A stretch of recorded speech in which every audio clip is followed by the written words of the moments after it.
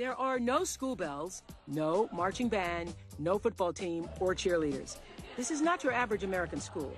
Welcome to High Tech High. This is a high school that's working, that would be a model for the rest of the country. Absolutely. Everyone should want their kids to go to a high school like this. High Tech High is an experimental school in San Diego that doesn't do anything by the book. With innovation driven by our High Tech High International education. We are a public charter school located in San Diego, California, that is constantly pushing the boundaries of impossible. High Tech's 2,500 students gain entrance by lottery and represent a cross-section of San Diego's public school population. You're integrating students across social class. As Thomas Jefferson said, the purpose of public education is to serve the public. The purpose of public education is to create a public. You're integrating head in hand, a la MIT's motto, and a place like this, and John Dewey's point that understanding derives from activity. Making and doing things is a very engaging way, and you got to engage them first. You're integrating school and community.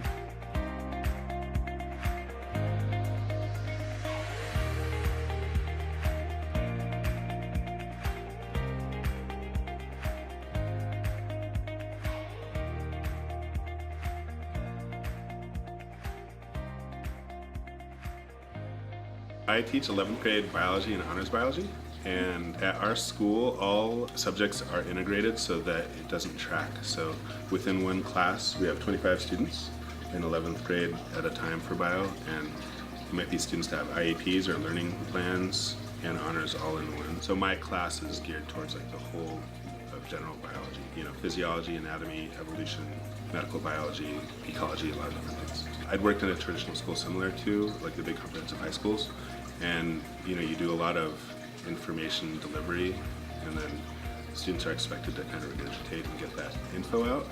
For our school though, it's a mix of, you know, a teacher delivering some info but allowing student to find that info and then get it and show it in a way that's creative. For a student, an expectation would be a lot of time spent with hands, we call it hands and mind integrations. It's just the idea that, you know, students aren't just a method of like getting info. What they research, what they hear from the teacher in lecture, what's up on the board, actually gets put into practice. Everybody in my class is doing independent research, so some of them we just released trout today into a lake. We raised them from eggs.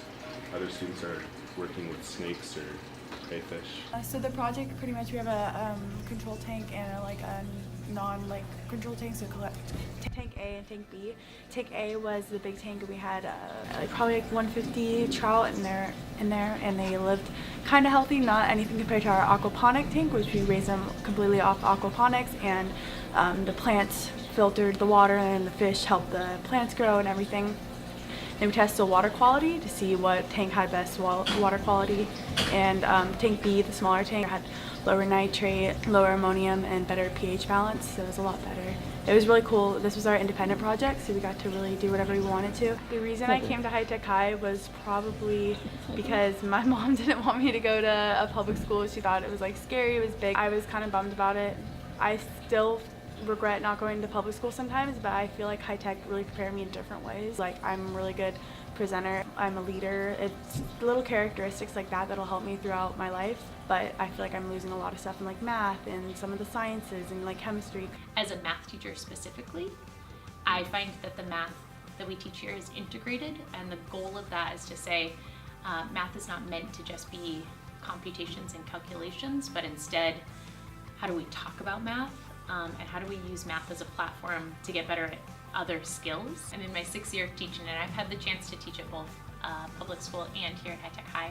And when I think about the opportunities that we're able to provide for students around curriculum, the way we teach, and the experience to really connect with students and invite them into making some decisions around what we learn and how we learn it, I think that there's a lot more flexibility and opportunities here at High Tech High. One of my favorite opportunities that students at High Tech High get is internship. In 11th grade, they go for a 3-week internship, and then in 12th grade, they spend 11 weeks, 2 days a week, going on internship sites. And I've loved the students that have gone to do art-focused internships, whether it be at the local museum, or we even had a student that worked with like Conan O'Brien and interned with him. And I think that those experiences range and really are based upon students' passions, and I love to see them pursue those. Our students leave high school more mature than what they would at a traditional public school, because they've already gotten into the workforce and they've had this balance between being a student in a classroom but also being a contributor to society, and they get to actually balance both of those things while still being 16, 17 years old. And that's something that I think a lot of college students would benefit from doing before they get to college, in addition to trying out the job they want to do and saying, do I want to pursue this in college, or should I change my mind now? I think that those opportunities make a big difference. One of the strongest aspects of our school is the relationship that develops between students, but then also between students and their teachers. I think that that's one of the things that contributes to student success, because when you feel connected, be it with your peers, the school as a whole, or even just one teacher, you're more likely to be successful. Sometimes people will think like, well, I want to be friends with my teacher, and that's not what I mean. What I mean is students and teachers are collaborators in a classroom, and I think that that's really important. So we had this student, and he didn't come from our middle school. He came from a separate middle school outside in the community. You know, he came from kind of neighborhood that didn't exactly set him up for success.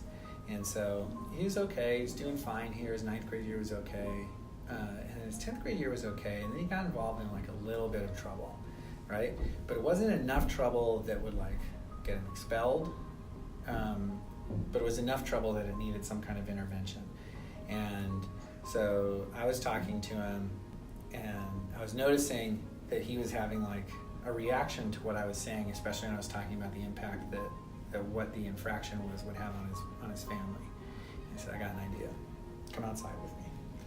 So I took him outside, and we were looking at the turf outside, which is where we hold the graduation ceremony. And I said, who's going to come to your graduation? And he said, oh, my mom would be there, my little siblings would be there, I think my grandpa would be there, oh, my dad would be there. I said, okay, great. So you're going to be the first person in your family to graduate high school. And he said, yeah. And I said, okay. So now imagine this. It's this beautiful June day, right? Sun's right over the building. You guys are all wearing your blue gowns, and you're walking up to that podium. Look at that, man. You're a graduation speaker. And you're going to get up there, and you're going to talk about, like, how the school made a difference for you, and you're going to be talking about, like, what college you're going to be going to, and you're going to be talking about all these different things. What's your mom going to be doing? He said, oh, she's going to be crying. She's going to be so proud of me. I said, yeah. But not if this continues. And he just like lost it, right? He just broke down. And I said, okay, so now we got to do something different. And so we went back to my office, and we talked about what happened a little bit. And not only did he graduate, but he was a graduation speaker. He's in college now, and he's doing great. And he comes back and visits every once in a while, and he's like just this happy, awesome young man who I think that this school made a big difference for. The world that they're preparing to enter as young adults, you want to have lots of people coming in like we do here, and you want the kids going out on internships, doing community service, etc. So you want the walls to be as permeable as possible, no longer to be the citadel apart from community like the very first schools were 1,000 years ago. That's a great place to start with communities. It's a great place to start with teachers. I think that what we're doing is really obvious.